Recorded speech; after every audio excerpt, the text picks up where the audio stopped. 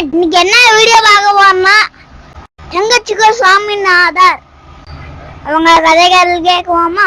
திருநெல்வேலி மாவட்டத்துல கோவில்பட்டிக்கு பக்கத்துல உள்ள ஊர் கடம்பூர். காமராசர் முதலமைச்சரா இருந்த காலம். கடம்பூர்ல ஒரு பள்ளி சீரமைப்பு மாநாடு நடக்குது. அந்த பக்கத்துல உள்ள பள்ளிக்கூடம்லாம் அதுல கலந்துக்குது.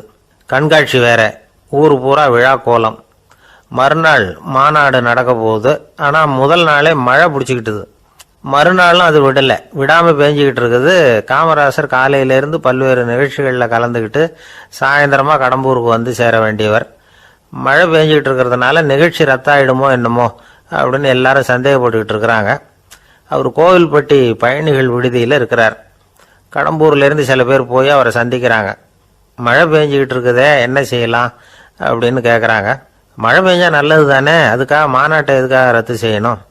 ஆசிரியர்கள் எவ்வளவு கஷ்டப்பட்டு ஏற்பாடு பண்ண மாநாடு, கட்டாயம் வந்துடுறேன் அப்படின்னாராம் காமராசர். உடனே புறப்பட்டார். மழையை பொருட்படுத்தாத மக்கள் கூட்டம், அது கலையாமல் காத்துக்கிட்டு இருக்கிறாங்க அவ்வளோ பேரும். தலைவர் வந்துட்டார்னு தெரிஞ்சது ஜனங்களுக்கு ஏகப்பட்ட உற்சாகம். ஜனங்கள் அவ்வளவு உற்சாகமாக வரவேற்றாங்க. மாநாடு ஆரம்பமாச்சு. மலர் மாலைகள் மலை மாதிரி குவிய ஆரம்பிச்சுட்டுது. வரிசையாக ஒவ்வொரு கல்வி நிலையம் சார்பாகவும் வரவேற்பு பத்திரம் வாசித்து கொடுக்குறாங்க. என்ன வாசிக்கிறாங்கங்கிறத காமராசர் கூர்ந்து கவனிக்கிறார். ஏகப்பட்ட புகழ் மொழிகள், ரொம்ப பாராட்டி புகழ்ந்து என்னென்னமோ வாசிச்சுக்கிட்டு இருக்கிறாங்க. கொடை வள்ளலே, குணக்குன்றே, மலையே, கடலே, இப்படி தமிழ் மொழியில் பாராட்டுறதுக்கு எத்தனை வார்த்தைகள் உண்டோ அத்தனையும் அதில் சேர்த்துருக்குறாங்க. காமராசர் பொறுமை இழந்துட்டார். போதும் போதும், உங்கள் எல்லாரையும் பார்த்து 2 வார்த்தை பேசிவிட்டு போகிறதுக்காக தான் நான் வந்திருக்கிறேன்.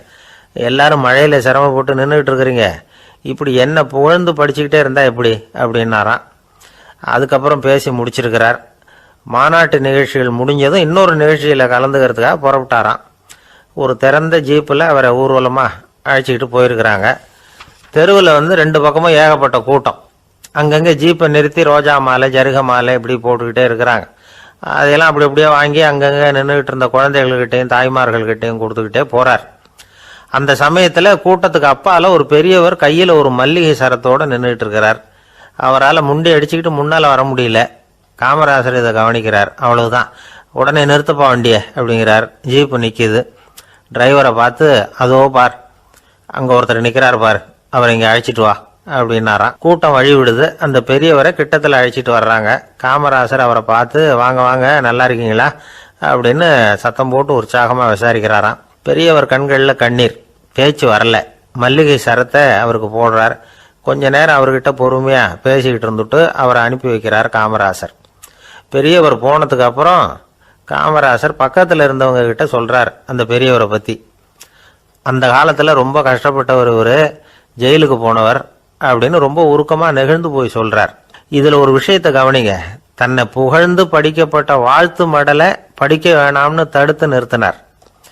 எங்கேயோ ஒரு மூலையில் கையில் ஒரு 4 முழம் மல்லிகை சரத்தோடு ஒதுங்கி நின்றுக்கிட்டு இருந்த அந்த தொண்டரை அவ்வளவு பெரிய கூட்டத்துக்கு நடுவுலையும் தேடி கண்டுபிடிச்சி கிட்டத்தில் கூப்பிட்டு அவர் கொடுத்த அன்பு மாலையை வாங்கி கழுத்தில் போட்டுக்கிட்டார். அதுதான் காமராசர். தோல்விகள் கூட அவரை கொஞ்சம் கூட பாதித்ததில்லை. ஒரு பொது தேர்தலில் அவர் தோற்று போகிறார். தொண்டர்கள்லாம் அழறாங்க. அதில் ஒருத்தர் மெதுவாக காமராசர்கிட்ட போய், என்ன தலைவரே, நீங்கள் கூட தோற்று போயிட்டீங்களே அப்படின்னு கலக்கமாக சொல்லியிருக்கிறார். அதுக்கு காமராசர், நான் கூட தோற்று போகிறதுக்கு பேர் தான்ப்பா ஜனநாயகம் அப்படின்னாராம். ஆஃபீஸில் வேலை பார்க்குற ஒருத்தர் வந்தார். பேசாமல் ஒரு 10 நாள் லீவு போட்டுடலாமா பார்க்குறேன் அப்படின்னார். ஏன்னு கேட்டோம். என்னுடைய மேலதிகாரி ஒரு முசுடு சார், அவர்கிட்ட வேலை பார்க்குறது ரொம்ப கஷ்டமாக இருக்குது அப்படின்னார். ஆஃபீஸில் வேலை பார்க்குறவங்கெல்லாம் ஒரு விஷயத்தை நல்லா ஞாபகத்தில் வச்சுக்கணும். மேலதிகாரிங்கிறவர் ஒரு பெரிய மகான் இல்லை, அவரும் ஒரு மானிட பிறவிதான். சராசரி மனுஷனுக்குள்ள பலம் பலவீனம் 2ம் அவருக்கும் உண்டு. அதனால் அவரை கொஞ்சம் அனுசரித்து போகிறதுக்கு பழகிறது தான் நல்லது. மேலதிகாரிகளில் பல வகை உண்டு. அதில் முக்கியமாக 3 வகை. அதில் ஒரு வகை எப்படி தெரியுமா? உங்களை ஒரு வேலை செய்கிற மெஷினாக மட்டுமே நினைக்கக்கூடிய வகை. இவங்கெல்லாம் எப்படின்னா, எங்கேயாவது வெளியூர் போயிருந்தா கூட அங்கேருந்து ஃபோன் பண்ணுவாங்க, அந்த வேலை என்னாச்சு, இந்த வேலை என்னாச்சு அப்படின்னு. இவங்களுக்கெல்லாம் உங்கள் நலனை பற்றியோ உங்கள் குடும்பத்தை பற்றியோ அக்கறை இருக்காது. நீங்கள் சொல்கிற யோசனை எதுவும் இவங்ககிட்ட எடுபடாது. கொடுத்த வேலையை பாரு, நீ எனக்கு புத்தி சொல்ல வேணாம் அப்படிம்பாங்க. இவங்களை அனுசரித்து போகிறதுக்கு ஒரே வழி, இவங்க எதை சொன்னாலும் சரின்னு சொல்லிவிட்டு வேலையை கவனிக்க வேண்டியது தான். இவங்க கிட்ட வேற எந்த கேள்வியும் கேட்டுக்கிட்டு இருக்கக்கூடாது. ஆமா சாமி போடுறது கௌரவ குறைச்சல் இல்லை, அது ஒரு அலுவலக சௌகரியம், அவ்வளவுதான். இன்னொரு வகையான மேலதிகாரிகள் எப்படி தெரியுமா? இவங்கெல்லாம் ஆபீஸ் வேலையை பத்தி அதிகமா கவலைப்பட்டுக்கிட்டு இருக்க மாட்டாங்க. தங்களுடைய சொந்த இமேஜ் பாதிக்கப்படக்கூடாதுங்கிறதுலயே கவனமா இருப்பாங்க. இவங்கெல்லாம் அடிக்கடி உங்க நலனை விசாரிப்பாங்க. அதே மாதிரி நீங்களும் அவரை விசாரிக்கணும்னு எதிர்பார்ப்பாங்க. இந்த ரக அதிகாரிகளுக்கெல்லாம் புது வருட வாழ்த்து அனுப்பலாம், பிறந்தநாள் வாழ்த்து அனுப்பலாம். அவருக்கு எங்கேயாவது ஒரு பாராட்டு விழா நடந்தா முதல் வரிசையில போய் உட்காந்து உங்க முகத்தை காட்டலாம். ஆபீஸ் வேலையை மட்டுமே பார்க்குற பணியாளர்கள் இது மாதிரி அதிகாரிகள் கிட்ட நல்ல பேர் வாங்க முடியாது. இன்னொரு வகையான மேலதிகாரிகள் உண்டு. அவங்க எப்படின்னா ஆபீஸ் வேலையை பற்றியும் கவலைப்பட மாட்டாங்க, தனக்கு கீழே வேலை பார்க்குறவங்கள பற்றியும் கவலைப்பட மாட்டாங்க. எக்காரணம் கொண்டும் தன்னுடைய பொசிஷனுக்கு ஆபத்து வந்துடக்கூடாதுன்னே நினைக்கக்கூடியவங்க இவங்க. இவங்களால கடுமையான வேலை செய்யவும் முடியாது, தீர்மானிக்கவும் முடியாது. எந்த முடிவையும் எடுக்காம அப்படியே தள்ளி போட்டுக்கிட்டே போடுவாங்க எல்லாத்தையும். இதனால என்ன ஆகும்னா, இவருக்கு கீழே வேலை பார்க்குற உங்களுக்கு பொறுப்பு அதிகமாயிடும். இவங்க கிட்ட போய் பிரச்சனையை மட்டும் சொல்லி பிரயோஜனம் இல்லை, அதுக்கான முடிவுகளை நீங்களே சொல்லணும். அப்போதான் இது மாதிரி அதிகாரிகள் கிட்ட நல்ல பேர் வாங்கலாம். அட்லீஸ்ட் கெட்ட பேர் வாங்காமலாவது காலம் தள்ளலாம். ஆபீஸில் வேலை பார்க்குறவங்க முக்கியமாக சில விஷயங்களை ஞாபகத்தில் வச்சுக்கணும். ஆபீஸில் நடக்கிற நல்லது கெட்டது எதுவாக இருந்தாலும் உடனடியாக மேலதிகாரிகிட்ட தெரிவிக்கிறது நல்லது. மூன்றாவது மனிதர் மூலமாக அதை அவர் தெரிஞ்சுக்கிறது அவ்வளவு நல்லதில்லை.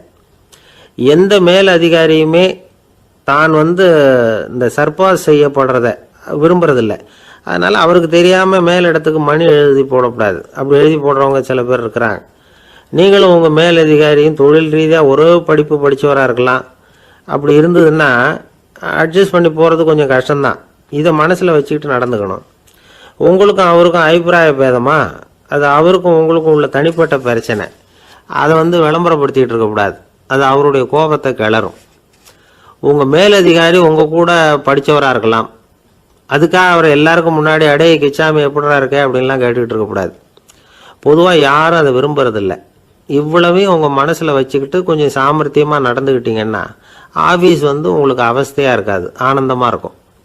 ஒரு மேலதிகாரி தன்கிட்ட வேலை பார்க்குற ஒருத்தரை பற்றி ரொம்ப பெருமையாக சொன்னாராம்.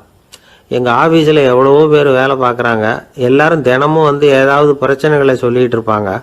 ஆனால் இவர் ஒருத்தர் மட்டும்தான் இது வரைக்கும் என்கிட்ட எந்த பிரச்சனையும் சொன்னதே இல்லை. அவர் பாட்டுக்கு வருவார், வேலை பார்ப்பார், போயிடுவார் அப்படின்னாராம்.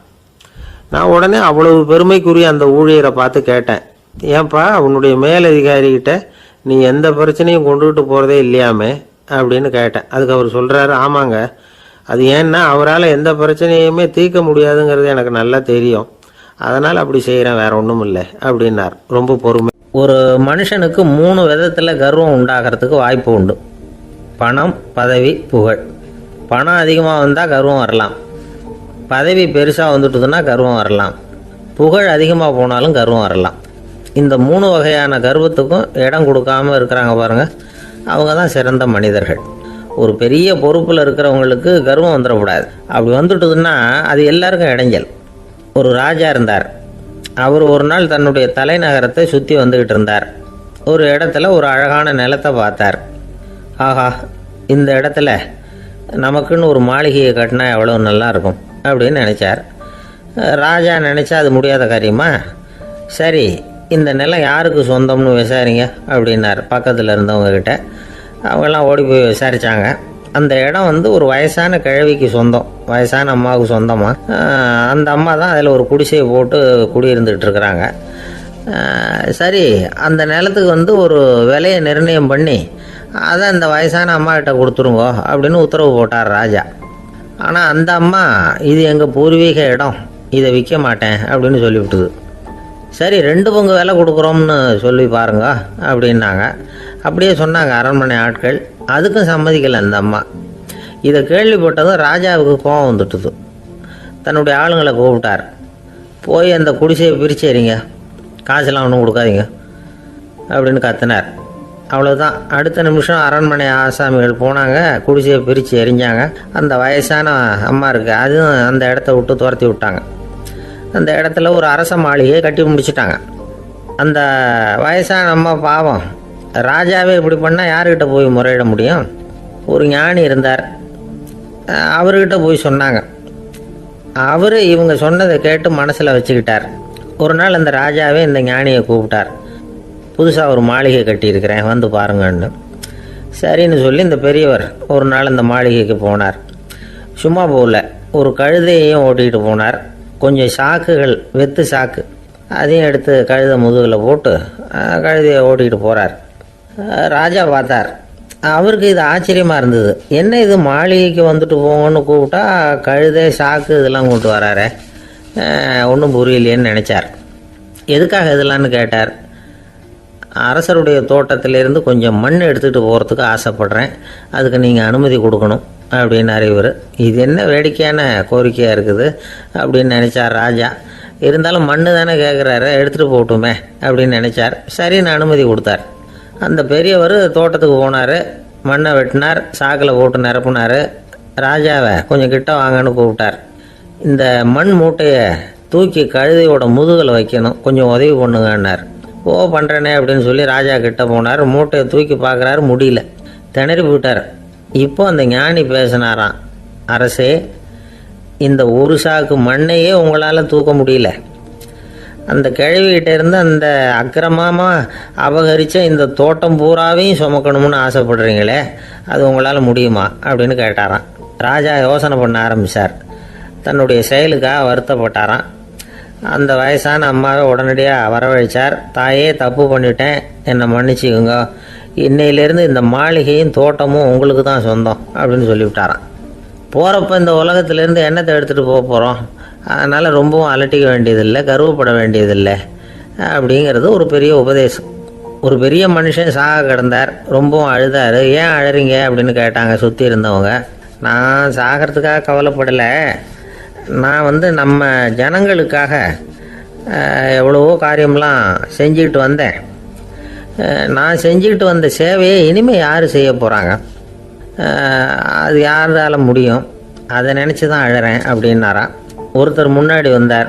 அதுக்காக நீங்கள் கவலைப்படாதீங்க, உங்கள் சேவையை தொடர்ந்து செய்கிறதுக்கு என்ன மாதிரி இளைஞர் பட்டாலும் தயாராக இருக்குது, இருந்தாலும் எங்கள் கவலை என்னென்னா அப்படின்னு இழுத்தார். என்ன சொல்லுங்கன்னு கேட்டார் அவர். நீங்கள் இது வரைக்கும் என்ன சேவை செஞ்சுக்கிட்டு வந்தீங்க, அதுதான் எங்களுக்கு இன்னமும் புரியாத புதிராக இருக்குது அப்படின்னாராம் அவர். ஒரு அம்மா தெருவில் உட்காந்து என்னத்தையோ தேடிட்டு இருக்கிறாங்க. அந்த அம்மா ஒரு சுஃபி ஞானி. அவங்க பேர் என்னன்னா ரபியா அல் அடாவியா. அந்த அம்மாவுக்கு கண் கூட தெளிவாக தெரியாது. அந்த பக்கமாக வந்த சில பேர் இவங்களுக்கு உதவி செய்கிறதுக்காக வந்தாங்க. என்ன தேடிட்டு இருக்கிறீங்க அப்படின்னு கேட்டாங்க. இதுக்கு அந்த அம்மா, அந்த கேள்வி அவ்வளோ முக்கியத்துவம் இல்லை, நான் தேடிட்டு இருக்கிறேன், உங்களால் முடிஞ்சால் எனக்கு உதவி பண்ணலாம் அப்படின்னாங்களாம். உதவி செய்ய வந்தவங்களுக்கு ஆச்சரியம். எதை தேடுறோங்கிறது தெரியாமல் இப்படி ஏன் நேரத்தை செலவழிக்கிறீங்க, நாங்கள் எப்படி உங்களுக்கு உதவ முடியும், எங்களுக்கு ஒன்றும் புரியலையே அப்படின்ட்டுருக்காங்க. சரி, உங்களை திருப்தி பண்ணுறதுக்காக சொல்கிறேன், ஒரு குண்டூசி தொலைஞ்சி போச்சு, அதை தேடுறேன் அப்படின்னாங்களாம் அந்த அம்மா. அதுக்கப்புறம் இவங்களும் சேர்ந்து தேட ஆரம்பிச்சிட்டாங்க. கொஞ்ச நேரம் ஆச்சு, ஒன்றும் கிடைக்கல. உதவி செய்ய வந்தவங்களும் அழுத்து போட்டாங்க. அப்புறம் கேட்டாங்க, பாருங்கம்மா, இது ரொம்பவும் பெரிய தெரு, அகலமான தெரு, அதனால் குறிப்பாக நீங்கள் எந்த இடத்துல அந்த குண்டூசியை தொலைச்சிங்க அதை சொல்ல முடியுமான்னாங்களாம். இதுக்கு அந்த அம்மா, நீங்கள் மறுபடியும் அர்த்தமில்லாத கேள்வியை கேட்குறீங்க, உங்கள் கேள்விக்கும் நான் தேடுறதுக்கும் என்ன சம்மந்தம்னாங்களாம். இதை கேட்டதும் அவங்க ஒரு மாதிரி ஆயிட்டாங்க. என்னம்மா நீங்கள் பைத்தியம் மாதிரி பேசுகிறீங்க அப்படின்னாங்களாம். சரி, உங்களை மறுபடியும் திருப்திப்படுத்துறதுக்காக சொல்கிறேன், அதை நான் எங்கள் வீட்டில் தொலைச்சிட்டேன் அப்படின்னாங்களாம். அப்புறம் எதுக்காக இங்கே வந்து தேடிட்டு இருக்கிறீங்க அப்படின்னு கேட்டிருக்காங்க. ஏன்னா இங்கே தான் வெளிச்சம் அதிகமாக இருக்குது, அங்கே வீட்டுக்குள்ளே இருட்டாக இருக்குது, அதனால் இங்கே வந்து தேடுறேன், வெளிச்சம் உள்ள இடத்துல தானே தேட முடியும் அப்படின்னாங்களாம் அந்த ஞானி. இந்த கதைக்கு என்ன அர்த்தங்கிறத பெரியவங்க சொல்கிறாங்க. அதாவது இந்த தேடுதல்ங்கிறது ஒரு வியாதி. அது நம்ம சதா அலைய வைக்கும், பைத்தியமாக மாற்றுறதுக்கு முயற்சி பண்ணோம். ஒரு காலம் அது நிறைவு அடையவே அடையாது. வாழ்வுங்கிறது ஒரு புரிந்து கொள்ள முடியாத சதா இயங்கி கொண்டிருக்கிற ஒரு செயல். அதுக்கு ஆரம்பமும் இல்லை, முடிவும் கிடையாது. எதையோ தேடணும் அப்படிங்கிற உந்துதல் நமக்குள்ளே இருக்கும், ஆனால் குறிப்பாக எதை தேடிட்டு இருக்கிறோம் அப்படிங்கிறது புரியாது. அப்படி ஏதாவது ஒன்றை தேடி அடைஞ்சிடுறோம்னு வச்சுக்கோங்க, உடனே ஒரு அதிருப்தி வந்துடும். அதனால் வாழ்க்கைங்கிறது சலிப்பு நிறைந்தது அப்படிங்கிற எண்ணத்தை உண்டாக்கிக்கிறோம். ஒன்று அடைஞ்சதுக்கு அப்புறம் இன்னொன்று தேட ஆரம்பிச்சிருவோம். ஆக இந்த தேடல்ங்கிறது நாம் ஒன்று அடைஞ்சாலும் அடையாவிட்டாலும் தொடர்ந்து நடந்துக்கிட்டு தான் இருக்கும். இதுக்கு முடிவே கிடையாது. இந்த உண்மையை நாம் நல்லா புரிஞ்சுக்கணும் அப்படிங்கிறது பெரியவங்களுடைய கருத்து. ஏழையும் தேடுறான், பணக்காரனும் தேடுறான், நோயாளியும் தேடுறான், நோய் இல்லாதவனும் தேடுறான், அதிகாரம் உள்ளவனும் தேடுறான், அதிகாரம் இல்லாதவனும் தேடுறான், முட்டாளும் தேடுறான், அறிவாளியும் தேடுறான். ஆனால் யாரும் இதை தான் தேடி சாதிக்க போகிறோம், இதுதான் முடிவு அப்படின்னு திட்டவட்டமாக சொன்னதில்லை. ஒன்று அடைஞ்சதும் இன்னொன்று தேட ஆரம்பிச்சிடுறாங்க, அவ்வளோதான். அதாவது உங்களின் தேடுபவர் உங்கள் உள்ளே தான் இருக்கிறார், அவரை தேடி கண்டுபிடியுங்கள். இதுதான் ஞானிகள் நமக்கு சொல்லுகிற ஒரு ஆலோசனை. நம்மால் ஒருத்தன் ஜெயிலில் இருந்தான். இன்னொரு கைதி அவனை பார்த்து கேட்டான், ஏன்பா உன்னை பார்க்குறதுக்கு வெளியிலேருந்து யாருமே இங்கே வர்றது இல்லையே, உனக்கு சொந்தக்காரங்களே கிடையாதா அப்படின்னு கேட்டானா. ஏன் இல்லை, எனக்கு சொந்தக்காரங்க நிறைய பேர் உண்டு, அவங்க என்னை பார்க்க வராததுக்கு காரணம் வேற அப்படின்ட்டுருக்கான் இவன். என்ன காரணம்னு கேட்டான் அவன். அதுக்கு இவன் சொன்னானா, அதுக்கு என்ன காரணம்னா அவங்க எல்லாரும் இங்கே உள்ளேயே இருக்கிறாங்க அப்படின்னானா. ஒரு நண்பர் அவசரமாக என்கிட்ட ஓடி வந்தார். அப்புறம் சொன்னார், என்னால் நம்பவே முடியல சார், என் பையனா இப்படி அப்படின்னு சொல்லி ஆச்சரியப்பட்டார். உங்கள் பையன் அப்படி என்ன தான் செஞ்சுட்டான் அப்படின்னு கேட்டேன். என்னால் முடியாத ஒரு காரியத்தை அவன் செஞ்சுட்டான் சார் அப்படின்னார். அது என்னன்னு தான் சொல்லுங்களேன். என்ன 5வது வகுப்பில் அவன் ஒரே தடவையில் தேறிட்டான் சார், அதாவது ஒரே அட்டம்ப்டில் பாஸ் ஆகிருக்கான் அப்படின்னார் மூச்சு வாங்க. கஷ்டப்பட்டு பரீட்சை எழுதுனது அவன், இவருக்கு ஏன் மூச்சு வாங்குது? நம்மால் செய்ய முடியாத ஒரு காரியத்தை இன்னொருத்தர் செய்யும் பொழுது அது நமக்கு ஆச்சரியமாக இருக்குது. சர்க்கஸ் பார்க்குறோம், ஒருத்தர் அந்த இடத்துல தொங்குறார், அது நமக்கு ஆச்சரியம். ஏன்னா அது நம்மால் முடியாத காரியம். நம்மால் முடியாத ஒன்றை அடுத்தவர் எளிதாக செய்யும் பொழுது நாம் மருள்வது இயற்கை. இதை தான் தொல்காப்பியம் மருட்கை அப்படின்னு சொல்லுது. இந்த வியப்பு இருக்குதே, இது 4 வகையில் ஏற்படுறதாக தொல்காப்பியம் சொல்லுது. அது என்ன 4 வகை? முதல் வகை எப்படின்னா புதுமையான அரிய செயல்களை செய்கிறது. 2வது வகை என்னென்னா பெரும் செயல்களை செய்கிறது. 3வது வகை என்னென்னா மிக நுட்பமான செயல்களை செய்கிறது. 4வது வகை என்னென்னா ஆக்கம் தரும் செயல்களை செய்கிறது. புதுமை, பெருமை, சிறுமை, ஆக்கமோடு மதினம் சாலா மருட்கை 4 அப்படிங்கிறது தொல்காப்பியம். இன்றைக்கி விஞ்ஞானம் புதுசு புதுசாக எதையோ கண்டுபிடிக்குது. ஆரம்பத்தில் அது ஆச்சரியமாக இருக்குது, அப்புறம் அது நமக்கு பழகி போடுது. வானொலி பெட்டி புதுசாக வந்தப்போ ஒரு பெட்டி பேசுதுங்கிறது எவ்வளோ பெரிய ஆச்சரியம். இப்போ யாரும் அதை ஆச்சரியமாக பார்க்குறதில்ல. மதினம் சாலா மருட்கை அப்படின்னு ஒரு சொற்றொடர் வருது பாருங்க, அதில் கருத்தாழம் உண்டு. எதை பற்றியும் போதுமான அளவு புரிந்து கொள்ளாத போது ஒருத்தர் ஆச்சரியப்படுறார். புரிந்து கொண்ட பிறகு ஆச்சரியம் மறைஞ்சு போடுது. மிக நுட்பமான செயல்களும் நம்ம ஆச்சரியப்பட வைக்கும். ஒரு அரிசியில் ஒரு திருக்குறள் எழுதி காட்டுறாங்க, ஒரு முட்டை ஓட்டுக்குள்ளே ஓவியம் தீட்டி காட்டுறாங்க. கருங்கல் சிற்பங்களில் எவ்வளவு நுட்பமான வேலைப்பாடுகளை எல்லாம் பார்த்து ஆச்சரியப்படுறோம். இது மாதிரி ஆக்கப்பூர்வமான அரிய செயல்களை செய்கிறது கூட வியப்பை உண்டு பண்ணும். குப்பை கூலங்களை கூட வாழ்க்கைக்கு பயன்படுகிற பொருளாக மாற்றுகிறவர்கள் இருக்காங்க, அவர்களுடைய செயல் வியப்பு அளிக்குது. இடைக்காட்டு சித்தர் பாடின 30 நூலில் வர்ற ஒரு பாடல், ஆற்றல் பிறர் அறிதலின் அகம் கிளர்வு உறுதலின் கற்று அறி பாணர் கெழுமிய கோடலின் தோற்றம் உருகவே போற்றல் சால் வியப்பே. ஒருத்தருடைய ஆற்றல் தெரியாமல் இருந்தது, அவருடைய அரிய செயலை பார்க்கும் பொழுது வியப்பாக இருந்தது, மனசுக்குள்ள கிளர்ச்சி. பாவலர்கள் இவர்களுடைய புகழை பாடி மற்றவர்களும் தெரிந்து கொள்ளுமாறு செய்கிறார்கள் அப்படிங்கிறது தான் ஒரு யதார்த்தமான உண்மை. ஆக எல்லா வகையிலும் மக்கள் தங்களுடைய வாழ்க்கையில் முன்னேறுவதற்கான வழிகாட்டுகிற ஒரு மெய்ப்பாடு தான் வியப்புங்கிறது.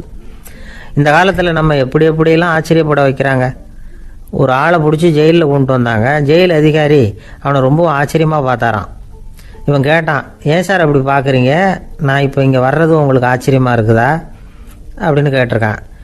இதுக்கு ஜெயில் அதிகாரி சொல்லியிருக்கார், நீ இப்போ இங்கே வந்ததில் எனக்கு ஒன்றும் ஆச்சரியம் இல்லைப்பா, ஏற்கனவே நீ இங்கேருந்து விடுதலையாகி போய் 6 மாதம் ஆச்சு, இவ்வளவு லேட்டாக வர்றியே அதுதான் எனக்கு ஆச்சரியமாக இருக்குது அப்படின்னாரான். ஒருத்தர் முகத்தை தொங்க போட்டுக்கிட்டு ஒரு மாதிரியாக வந்தார்.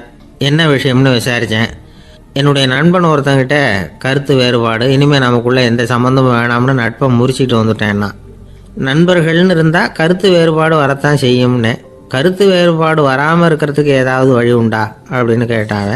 அதை பற்றி நிபுணர்கள் சில யோசனைகளை சொல்லியிருக்கிறாங்கன்னு. முதல் விஷயம் என்னென்னா, உங்கள் நண்பனுக்கு ஒரு செய்தி சொல்லணும்னா அதை நீங்களே நேரடியாக சொல்லுங்கள், அல்லது உங்கள் கைப்பட கடிதம் எழுதுங்க. அதாவது நேரடி தொடர்பு முக்கியம். அதை விட்டுட்டு இன்னொருத்தர் மூலமாக நண்பர்களுக்கு செய்தி அனுப்புனா நீங்கள் சொல்கிற செய்தி அப்படியே போய் சேராது, அது சேதமாயிடும். கூட்டி குறைச்சி சொல்லிவிடுவாங்க, அது குழப்பத்தில் கொண்டாந்து விட்டுரும். இது ஒரு யோசனை. ரெண்டாவது யோசனை என்னென்னா, நீங்கள் ஒரு நல்ல காரியத்தை செய்யும் பொழுது உங்கள் நண்பரையும் சேர்த்துக்குங்க, அவருக்கும் அதில் ஒரு ஈடுபாட்டை உருவாக்குங்க. மூணாவது யோசனை, நம்ம பக்கத்தில் இருக்கிற நண்பர் மகிழ்ச்சி அடைகிற மாதிரி ஏதாவது செய்யணும். சின்ன சின்ன செயல்களாக இருந்தாலும் பரவாயில்ல, அவர் நமக்கு எதுவும் செய்யலையே, நாம் எதுக்கு செய்யணும் அப்படின்னு நினச்சிக்கிட்டு இருக்கக்கூடாது. நாலாவது யோசனை என்னென்னா, உங்களுக்கு ஒரு பிரச்சனையா அல்லது உங்கள் நண்பருக்கு ஒரு பிரச்சனையா, எதுவாக இருந்தாலும் 2 பேரும் சேர்ந்து உட்காந்து ஆலோசனை பண்ணுங்கள். நம்ம யோசனையும் கேட்கப்படுதே அப்படிங்கிற நினைப்பே அவருக்கு ஒரு மன நிறைவை உண்டாக்குமா. 5வது யோசனை, உங்கள் நண்பர் ஏதோ ஒரு காரியத்தை செய்கிறார், நீங்கள் உடனே அவசரப்பட்டு நீ செய்கிறது தப்புன்னு தீர்ப்பு சொல்லக்கூடாது. அவர் அதை செய்யறதுக்கான நியாயங்கள் எவ்வளோ இருக்கும், அதை புரிஞ்சுக்கிறதுக்கு முயற்சி பண்ணணும். 6வது யோசனை, உங்கள் நண்பர் என்ன சொன்னாலும் அதை பொறுமையாக கேளுங்க. அவர் சொல்கிறத புரிஞ்சுக்கணும், அவர் சொல்ல விரும்புகிறத புரிஞ்சுக்கணும், அவர் சொல்ல முடியாமல் தவிக்கிறதையும் புரிஞ்சுக்கணும். இப்படி 3 விதமாகவும் அவரை புரிஞ்சுக்கிட்டு அதுக்கு தகுந்த மாதிரி செயல்படணும். 7வது யோசனை என்னென்னா, உங்கள் நண்பர் உங்ககிட்ட ஏதோ ஒரு கருத்தை சொல்கிறார், அது உங்களுக்கு பிடிக்கல, அதுக்காக உடனே நீ சொல்கிறது சரியில்லை, நான் ஒத்துக்க மாட்டேன் அப்படின்லாம் மறுத்துக்கிட்டு இருக்கக்கூடாது. அவர் சொல்கிறத கேட்கணும், பொறுமையாக சிந்திக்கணும், அதுக்கப்புறம் பதில் சொல்லணும். இப்படிலாம் நடந்துக்கிட்டால் நண்பர்களுக்குள்ள கருத்து வேறுபாடு வர்றதுக்கு வாய்ப்பே இருக்காது அப்படின்னு வல்லுநர்கள் தொகுத்து சொல்லியிருக்கிறாங்க இந்த யோசனைகளை. எனக்கு தெரிஞ்ச சில நண்பர்கள் உண்டு, அவங்களுக்குள்ளேயும் கருத்து வேறுபாடுகள் வராமல் இருக்கிறதுக்கு சில நுட்பங்களை கையாளுறது உண்டு. ஒருத்தர் சொன்னார், அந்த டாக்டர் சின்ன வயசுலேருந்து என் கூட பழகினவர், நாங்கள் 2 பேரும் இணை பிரியாத நண்பர்கள், இருந்தாலும் எனக்கு உடம்பு சரியில்லைன்னா நான் அவர்கிட்ட வைத்தியம் பார்த்துக்க மாட்டேன் அப்படின்னார் ஒருத்தர். ஏன் அப்படின்னு கேட்டேன். எங்கள் நட்பு கெட்டுப்படக்கூடாது இல்லையா, அதனால தான் அப்படின்னாரு இவர். ஒருத்தர் ஒரு தவறு செஞ்சு விடுறாருன்னு வச்சுக்கோங்க, உடனே நீ செஞ்சது தவறு அப்படின்னு சொல்கிறது ஒரு வகை. அதுக்கு பதிலாக எது சரின்னு அவர் புரிந்து கொள்ள உதவி செய்கிறது இன்னொரு வகை. இந்த 2வது வகை இருக்குது பாருங்கள், நிர்வாக இயலில் இது ரொம்ப முக்கியம். அலுவலகத்தில் வேலை பார்க்குற ஒருத்தர் முக்கியமாக தெரிஞ்சுக்க வேண்டியது என்ன தெரியுமா, சக ஊழியர்கள்கிட்ட எப்படி பழகணும், மேலதிகாரிகள்கிட்ட எப்படி பழகணும், தனக்கு கீழே வேலை செய்கிறவங்கக்கிட்ட எப்படி பழகணும், வாடிக்கையாளர்கள்கிட்ட எப்படி பழகணும், இவங்க எல்லார்கிட்டையும் செம்மையான உறவை ஏற்படுத்திக்கிறது எப்படி, இதையெல்லாம் சொல்லிக் கொடுக்குற பாடம் தான் இன்டர் பர்சனல் ஸ்கில், திறமையான உறவு அப்படிங்கிறது. எந்த வேலையில் இருந்தாலும் சரி, இந்த உறவுகளை வளர்க்கும் திறன் உள்ளவங்க சீக்கிரம் முன்னுக்கு வந்துடுறாங்க. மற்றவங்க கிட்ட உறவை பலப்படுத்திக்கிறது எப்படி அப்படின்னு தெரிஞ்சுக்கிட்டோம்னா எந்த ஒரு தடையையும் சுலபமாக தாண்டி செய்கிற தொழிலில் முன்னுக்கு வந்துடலாம். ஹார்வர்டு பல்கலைக்கழகத்தில் ஒரு கணக்கெடுப்பு பண்ணி பார்த்தாங்களாம். பார்க்குற வேலையில் எது மாதிரி குணாதிசயம் உள்ளவங்க வேகமாக முன்னுக்கு வர்றாங்க அப்படின்னு தெரிஞ்சுக்கிறதுக்காக இந்த கணக்கெடுப்பு. வெவ்வேறு துறையில் வேகமாக முன்னுக்கு வந்திருக்கிற பல பேரை சந்தித்து இந்த சர்வேயை நடத்தியிருக்கிறாங்க. அவங்க கண்டுபிடிச்சி சொல்லியிருக்கிற உண்மை என்ன தெரியுமா, ஒருத்தர் ஒரு வேலையில் இருந்தால் அது சம்பந்தப்பட்ட சப்ஜெக்ட் பற்றிய அறிவு 35% இருந்தால் போதுமா. ஆனால் உறவுகளை வளர்க்கக்கூடிய திறன் இன்டர் பர்சனல் ஸ்கில்லு 65% வேணும். இப்படி உள்ளவங்க சீக்கிரம் முன்னுக்கு வந்துவிடுறாங்களாம். அதனால் ஒருத்தருக்கு வேலை சரியாக புரியலைன்னா கூட விவரமாக மற்றவங்கக்கிட்ட பழகிறது எப்படின்னு புரிஞ்சால் போதும், அவர் முன்னுக்கு வந்துடலாம். அலுவலகங்களில் மட்டும் இல்லை, எல்லா இடங்கள்லையும் இது ரொம்ப முக்கியம். வீட்டுக்குள்ளேயும் இது ரொம்ப முக்கியம், வீட்டுக்கு வெளியேயும் இது முக்கியம். அடுத்தவங்க கிட்ட பழகிறது எப்படிங்கிறத தெரிஞ்சிக்காதவன் வாழ்க்கையில் முன்னேற முடியாது. இன்றைக்கி ஆயுதங்களால் காயப்படுத்தி கொள்ளுகிறவர்களை விட வார்த்தைகளால் காயப்படுத்தி கொள்ளுகிறவர்கள் தான் அதிகம். பெரியவங்க என்ன சொல்கிறாங்க தெரியுமா, நீங்கள் இந்த பூமியில் பிறந்ததன் அர்த்தம் பூர்த்தி ஆகணும்னா அடுத்தவங்களுக்கு உதவி பண்ணுங்க, அடுத்தவங்களுக்கு உதவி செய்ய முடியாவிட்டால் கூட பரவாயில்லை, ஆனால் யாரையும் புண்படுத்தி விடாதீங்க அப்படின்னு சொல்கிறாங்க. எனக்கு தெரிஞ்ச ஒருத்தர் ஒரு அலுவலகத்தில் வேலை பார்க்குறார். அவர் சொல்லுவார், எனக்கு இந்த இன்டர்பர்சனல் ஸ்கில் ரொம்ப அதிகம் சார். சக ஊழியர்கள்கிட்ட ரொம்ப சுமூகமாக நடந்துக்குவேன். என் கூட வேலை பார்க்குற ஒருத்தருக்கு ஏதாவது ஒரு கஷ்டம்னா அந்த சமயத்தில் அவர் செய்ய வேண்டிய வேலையை நான் செஞ்சுருவேன் சார் அப்படிம்பார். நான் அவர்கிட்ட சமீபத்தில் அப்படி ஏதாவது செஞ்சுருக்கீங்களா அப்படின்னு கேட்டேன். செஞ்சுருக்கேன் சார். போன வாரம் புதன்கிழமை ஆஃபீஸில் என் பக்கத்து சீட்டுக்காரருக்கு வயிற்று வலி. உடனே நான் மெடிக்கல் லீவ் போட்டுவிட்டு எங்கள் வீட்டுக்கு போயிட்டேன் சார் அப்படின்னார். ஒரு சிகை அலங்கார கூடம், ரொம்ப சுறுசுறுப்பாக எல்லாரும் வேலை செஞ்சுக்கிட்டு இருக்கிறாங்க. முடிவெட்டிக்க வந்திருக்கிறவங்க நிறைய பேர், எல்லாரும் வரிசையாக உட்காந்துருக்குறாங்க. அந்த சமயத்தில் திடீர்னு கதவை திறந்துக்கிட்டு ஒருத்தர் உள்ளே வர்றார். அவர் ஒரு பெரிய மனிதர். அவரும் முடிவெட்டிக்கிறதுக்காக தான் உள்ளே வந்திருக்கிறார். அவரை பார்த்த உடனே அங்கே வரிசையில் உட்காந்துருந்தவங்க எல்லாரும் எழுந்திரிச்சு அவர்கிட்ட வந்துட்டாங்க. அவரை சுற்றி நின்றுக்கிட்டாங்க. எப்படி இருக்கிறீங்க, நல்லா இருக்கீங்களா அப்படின்னு விசாரிக்க ஆரம்பிச்சிட்டாங்க.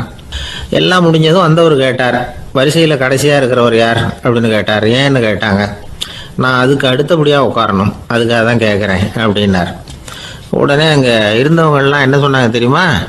நீங்கள் வரிசையில் காத்திருக்கக்கூடாது, நீங்கள் அரசாங்கத்தின் தலைவர், உங்களுக்கு நேரம் முக்கியம், அதனால் நீங்கள் முன்னாடி போங்க அப்படின்னு சொன்னாங்க. ஆனால் அதை அவர் கேட்கல. தோழர்களே, உங்களுடைய கருத்துக்கு ரொம்ப நன்றி. எல்லாரும் வரிசையாக தான் வரணும், அதுதான் முறை.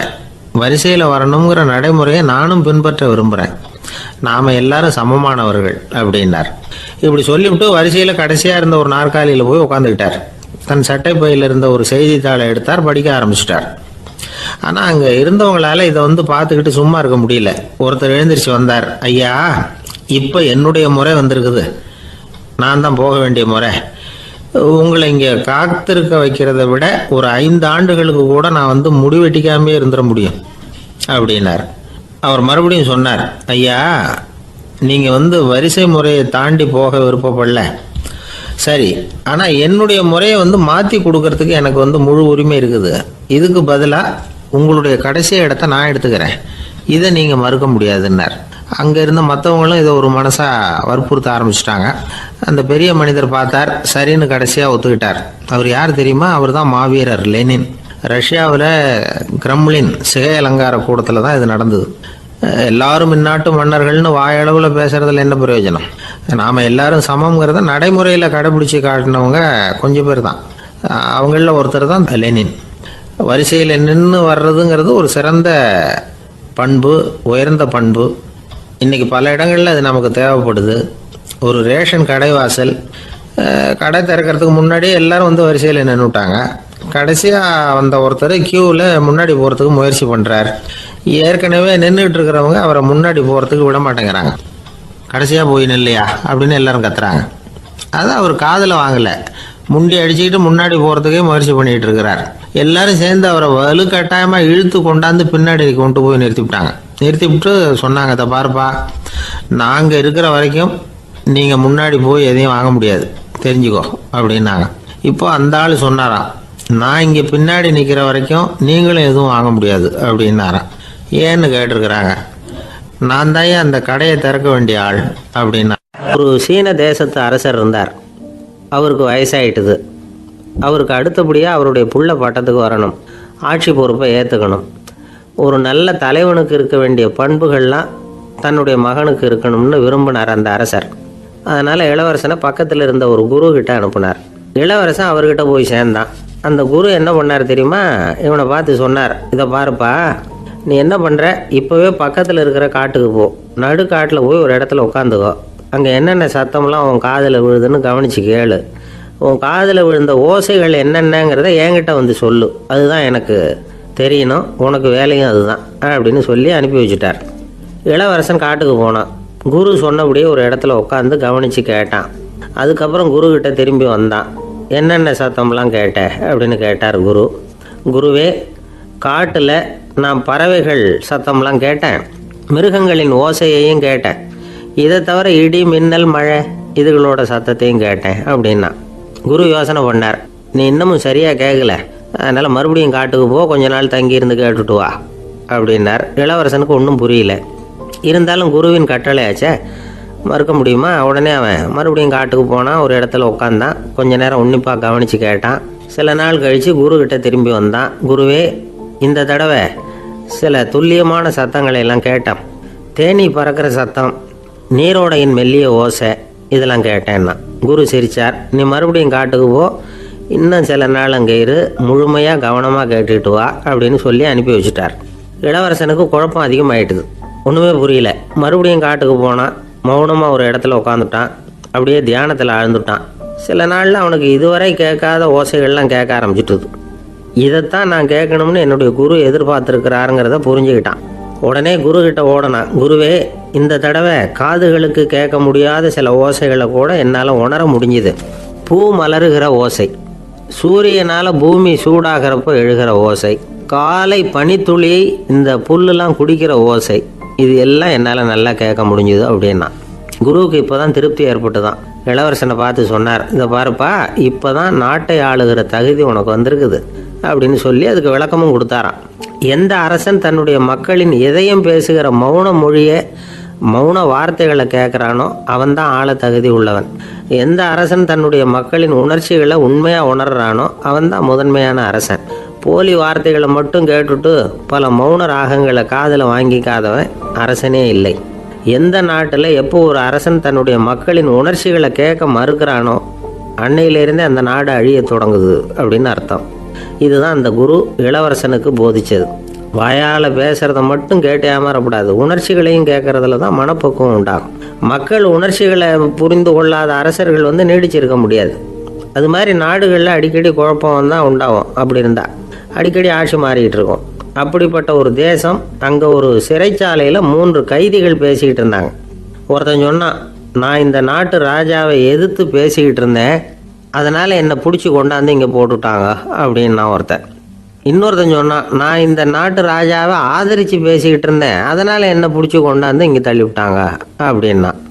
அது சரி, நீ என்ன தப்பு பண்ண அப்படின்னு சொல்லி 3வது ஆளை பார்த்து இவங்க கேட்டாங்க. அதுக்கு அந்த ஆள் சொல்கிறான், நான் தான் இந்த நாட்டு ராஜா அப்படின்னானா.